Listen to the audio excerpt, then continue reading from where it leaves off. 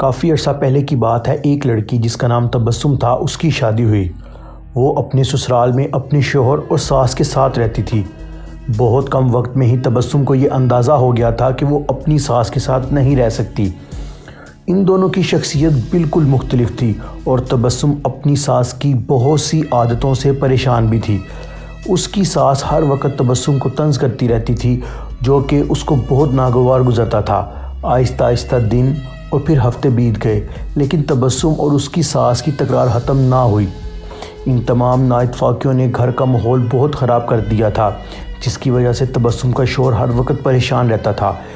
آخر کار تبسم نے یہ فیصلہ کیا کہ وہ اپنی ساس کا برا رویہ اور برداشت نہیں کرے گی اور وہ اب ضرور کچھ نہ کچھ کرے گی۔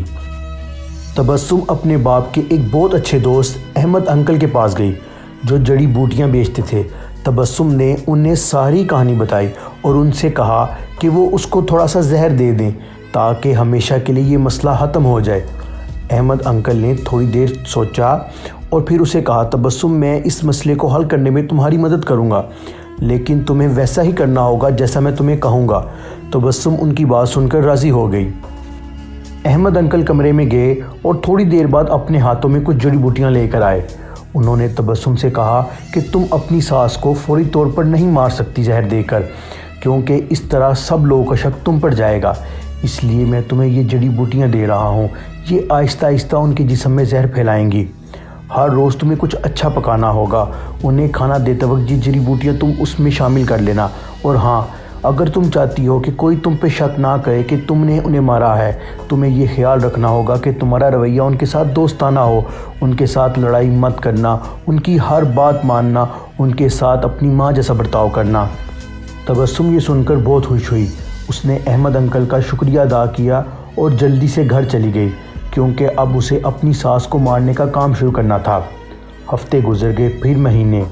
تبسم روز کچھ اچھا پکا کر اپنی ساس کو خاص طور پر پیش کرتی تھی۔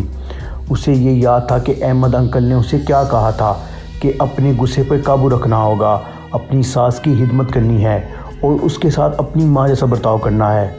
6 مہینے گزر گئے، گھر کا نقشہ تبدیل ہو چکا تھا۔ تبسم نے کوشش کر کے اپنے غصے کو قابو کرنا سیکھ لیا تھا۔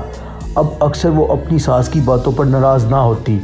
6 ماہ میں ایک بار بھی اس کا اپنی ساس سے جھگڑا نہیں ہوا تھا، اور اب وہ اس کو بہت اچھی لگنے لگ گئی تھی اور اس کا ان کے ساتھ رہنا بھی آسان ہو چکا تھا۔ اس کی ساس کا رویہ بھی بہت بدل چکا تھا اور وہ تبسم کو اپنی بیٹیوں کی طرح پیار کرتی تھی اور اپنی سب دوستوں کے سامنے تبسم کی تعریفیں کرتی تھی۔ تبسم اور اس کی ساس دونوں ایک دوسرے کو ماں بیٹی سمجھنے لگ گئی تھی۔ تبسم کا شوہر یہ سب دیکھ کر بہت خوش تھا۔ ایک دن تبسم پھر احمد انکل کے پاس آئی۔ تبسم نے کہا کہ آپ مجھے بتائیں کہ کیسے میں اپنی ساس کو اس زہر سے بچاؤں جو میں نے انہیں دیا ہے۔ وہ بہت بدل گئی ہیں، میں ان سے بہت پیار کرتی ہوں اور میں نہیں چاہتی کہ وہ اس زہر کی وجہ سے مر جائیں جو میں نے انہیں دیا ہے۔ احمد انکل مسکرائے اور کہنے لگے، تمہیں ڈرنے کی کوئی ضرورت نہیں ہے، میں نے تمہیں زہر نہیں دیا، بلکہ جو جڑی بوٹیاں میں نے تمہیں دی تھی وہ وٹامن کی گولیاں تھیں تاکہ ان کی صحت بہتر ہو۔ زہر صرف تمہارے دماغ میں تھا اور تمہارے رویے میں تھا، لیکن وہ سب تم نے اپنے پیار سے ختم کر دیا ہے۔ یاد رکھیں، ہمارا رویہ، ہمارے الفاظ، ہمارا لہجہ یہ فیصلہ کرتا ہے کہ دوسرے لوگ ہمارے ساتھ کیسا رویہ اپناتے ہیں۔